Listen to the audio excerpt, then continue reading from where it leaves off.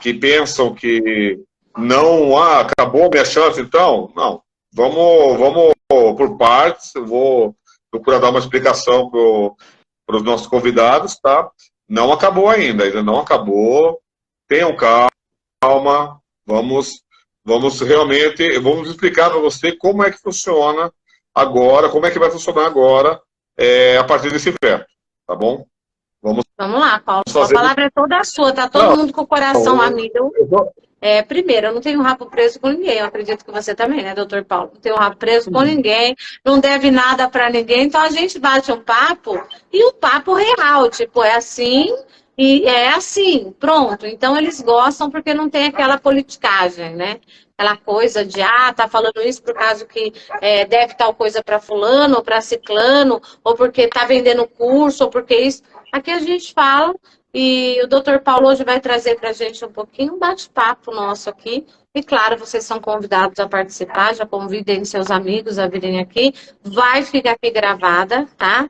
E vamos lá, nós vamos falar de como funciona agora. Acabou? Vetou, acabou? O que ele quis dizer com isso, que é inconstitucional? O que são esses pontos? O que significa de verdade? Então, a palavra é toda sua, Paulo. Pode falar aí para a gente. Bom, uma boa noite, retorno uma boa noite para os nossos convidados. Com esse veto, agora vai ser o processo legislativo, ele é feito, na verdade, antes de você pegar, de se promulgar, de vir para o governador, passa-se esse projeto pela Comissão de Constitucionalidade e Justiça. Então, antes de mais nada, é verificado já se realmente há constitucionalidade ou não dessa lei. Não é feito de uma forma banal, é feito de uma forma realmente estudada, passa por uma comissão, tá, de deputados que estejam atribuídos de verificar a constitucionalidade de um projeto, tá, de um determinado projeto de lei. O que o governador ele constou como inconstitucional é que o limite de idade, que as modificações quanto à idade seria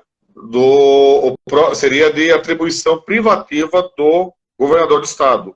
Eu, sinceramente, não vejo isso. Eu não vejo dessa forma. Assim, não é um ato privativo, porque, na verdade, você tem que fazer uns estudos. Tanto é que, se fosse esse o ponto, não teria outros estados, no caso, e até mesmo a própria Câmara dos Deputados, fazer um projeto de lei, querendo fazer uma modificação. Por quê? Porque já teve estudo, já teve tudo isso, já teve toda uma gama de estudos, de pesquisas, para verificar se há possibilidade ou não, se há viabilidade ou não de se aumentar a idade, no caso, de se modificar a legislação, se vai trazer alguns prejuízos para a finalidade da administração, para o interesse público ou não. Então, eu sinceramente, opinião minha, eu não vejo essa inconstitucionalidade que o nosso governador Tarcísio de Freitas está atribuindo. Tá? Isso até muitas vezes é usado até como mecanismo de defesa da administração, até mesmo para se evitar mudanças, alterações no cotidiano, até mesmo de instituições, ainda mais como a Polícia Militar. E ainda pesa também o quê? A opinião, no caso, o parecer da PM, que a PM fala, ela defende que é feito de uma maneira que, no caso, a função policial militar, o trabalho policial militar, ele tem uma atribuição de estresse muito alto. Então, e necessita muito de um vigor físico, de um vigor psicológico do seu policial. Exige demais dele. Então, eles tendem, no caso, eles têm esse entendimento de que até 30 anos seria o máximo para ingresso. Assim, eu também, assim, eu discordo muito também desse ponto também, porque é lógico, você tem que aumentar os 35 anos não tem um problema de você ter de você poder entrar, você está ainda dentro de uma plenitude física e psicológica. Nós estamos falando, o que nós temos que observar é o que é ingresso, é o início na função, é a idade de início. Então, não estamos falando, mesmo assim, lógico, todos que vão entrar com 35 anos sabem que quando ele estiver com 70 anos, 65 anos, logicamente, ele vai ter uma situação, ele vai ter uma condição física mitigada, ela vai ter uma condição psicológica, dependendo da situação, mitigada também, dependendo. Nós temos um funcionamento estrutural, mental, fisiológico diferente uns dos outros. Então, o tempo afeta muito mais um do que outros. Só que, no caso, numa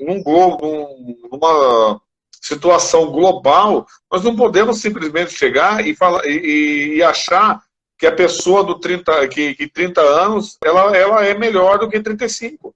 Não tem diferença. Eu não vejo muita diferença entre 30 e 35 anos. Em parte física, em parte mental, em parte fisiológica. Não tem, você não vê. É difícil de você ver. Muitas vezes a pessoa com 35 anos ela tem uma plenitude física e mental muito melhor do que a de 30 anos, do que a de 25 anos. Então, é verdade. Nós estamos falando isso. Logicamente que as pessoas, assim, e outra, tanto é que essa visão da PM ela se mostra até um tanto contraditória que eles aumentaram o tempo de serviço. Eles falam que a associação, eles mostram que o serviço policial ele é estressante, ele é desgastante, e aumentou de 30 para 35 anos. É verdade.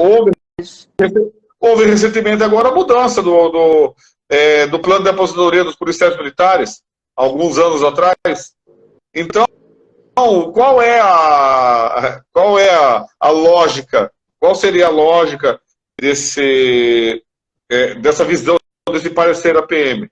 Não se tem uma lógica, assim, um liame lógico, uma coerência. Nós não estamos falando em final de carreira. A Natália está te fazendo uma pergunta, doutor Paulo. Doutor Paulo, é possível derrubar esse veto? No Rio de Janeiro aconteceu isso, foi vetado, mas depois foi derrubado o veto. A sua própria pergunta respondeu. Pode. Você fez uma pergunta retórica, tá? Que você já tem a resposta da sua própria pergunta.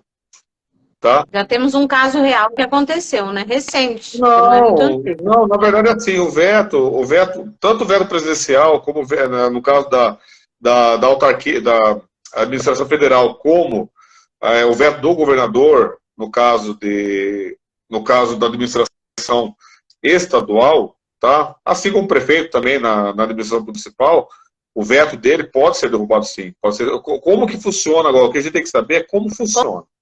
Como fazer? O que pode acontecer agora? Funciona? Agora é o seguinte, como teve o veto agora, tá? Foi publicado, tá? O veto, os motivos do veto.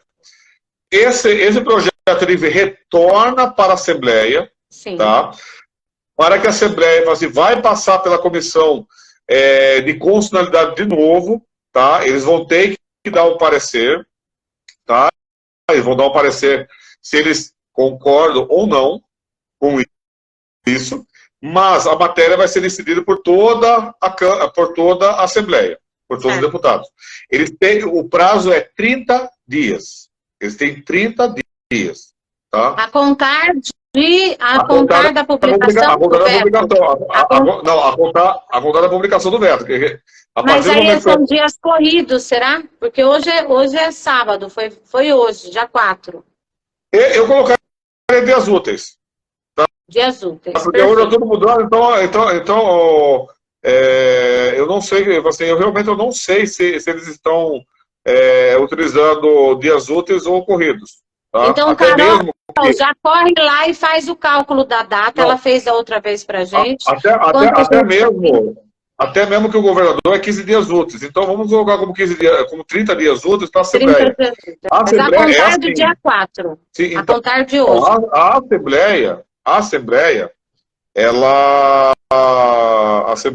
os deputados, do caso, eles têm até 30 dias para revisar essa matéria.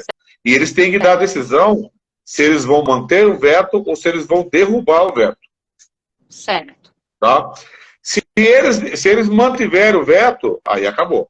Isso significa que eles concordam com o veto do governador, e aí realmente está vetado, vetou-se manteve-se o veto que o governador colocou. Aí realmente acabou, não tem o que fazer.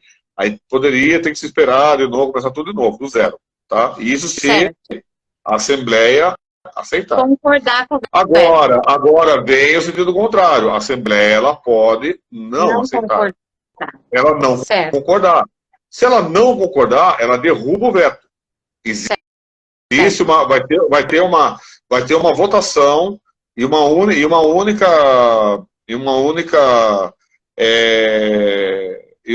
data do caso, vai ser uma única sessão do caso. No caso, tem que ter o quê? Para se derrubar o veto, tem que ter maioria absoluta. Maioria absoluta dos deputados, ou seja, metade mais um, para se derrubar. Agora, para se manter o veto, aí a maioria é simples, ou seja, nós temos, por exemplo, 500 e... nós temos que ver quantos deputados a gente tem na casa. Eu não me recordo agora de cabeça quantos são os deputados, mas vamos supor que na sessão de votação tenham apenas 200. 101 já é o suficiente para manter o veto. Certo. 101 é o suficiente. Mas eu creio que para você ter, você tem que ter um quórum. Você tem que ter um quórum para votação. Você tem que fazer o quórum. Esse quórum é o quê? É metade mais um dos presentes. Certo. Isso é a maioria simples. Metade mais um dos presentes. Então, ou seja, para manter o veto, eles têm que ter metade mais um dos presentes, ou seja, a maioria simples. Agora, se eles querem fazer o contrário, não, nós queremos derrubar o veto, então aí vai ter que ter casa cheia e eles vão ter que ter metade mais um do total de deputados.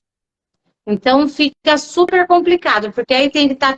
Nós estamos na mão dos deputados, então é isso? Exatamente. Ó, a Nath fez aqui pra gente, até dia 23/3, então em março nós temos aí os 30 dias úteis. Então nós estamos na mão dos deputados, porque tem que ter casa cheia, tem que estar todo mundo lá, é isso? Exatamente, tem que ter a maioria tem que estar lá, a grande maioria tem que estar no dia, tá? E metade mais um, a maioria absoluta tem que estar contra, ou tem que estar realmente votar para vetar a favor do veto. Vetar contra o veto.